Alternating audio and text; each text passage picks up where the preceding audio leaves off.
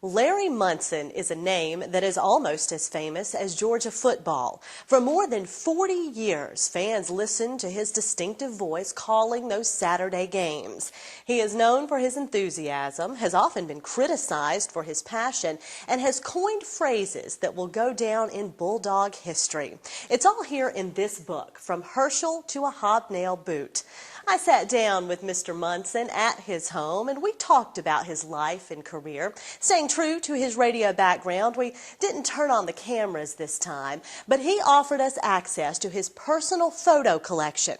And they tell a story from a boy in Minnesota to a broadcasting legend. Mr. Munson, thank you so much for sitting down with me today. I want to talk about your book. I guess we'll start by saying that you always said you wouldn't write a book. That's right, I most certainly did, and one of the main reasons was Sean Connery, the movie actor who came right out and said that everybody in Hollywood lied on their autobiography, and he had seen it and watched it over the years, and he made up his mind he would never give an autobiography, so he was not going to write a book. And then he turns around and all of a sudden he does one. So you decided to follow suit? Well, I don't know. I just never thought he'd change. I thought he was, he was the original James Bond and all that kind of stuff years ago. And I had a lot of respect for him, but when he decided to write one, I just gave up. And you've written it with Tony Barnhart, who you've known for a very long time, since the beginning of his career. Yeah, he's been in sports forever, and I've known him for a long time, that's right. He did a good job on the book. He made the book easy to read, the print's okay, it's not too many pages. Now, I can't apologize for the pictures because he selected them. There's nothing I had to say. But he did it all. I thought he did an excellent job. Now, how did you choose him to be the one? Because I'm sure a lot of people would have loved to have helped you write this. Well, he had put some books out with 3 or 4 other people, and they were all in athletics here somewhere from the University of Georgia. And he's been in local sports here and following and traveling with the teams here for quite a few years now. And he was kind of a natural to reach for. Tell me about the title, From Herschel to a Hobnail Boot.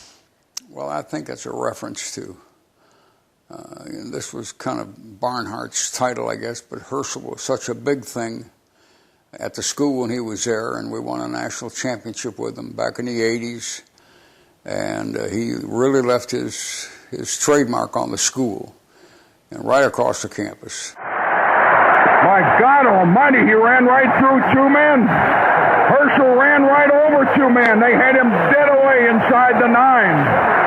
Herschel Walker went 16 yards. He drove right over Orange Church, just driving and running with those big thighs. My God, a freshman.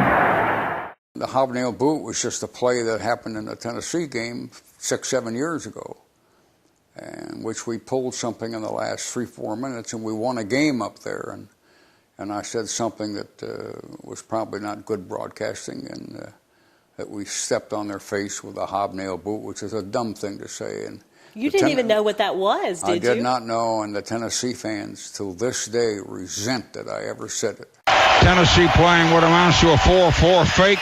And there's a touchdown! Touchdown, my God, a touchdown! We threw it to Haynes. We just dumped it with 5 seconds left. My God almighty, did you see what he did? David Green just straightened up, and we snuck the fullback over. Haynes is keeping the ball. Haynes has come running all the way across to the bench. We just dumped it over. It's 26-24. We just stepped on their face with a hobnail boot and broke their nose. We just crushed their face. But then Where did that come from, I don't know where it came from. I did not know what I was saying. And the very next morning, Furman Bisher of the Atlanta Journal called me and reminded me what a hobnail boot was, because he had grown up with them over in Carolina.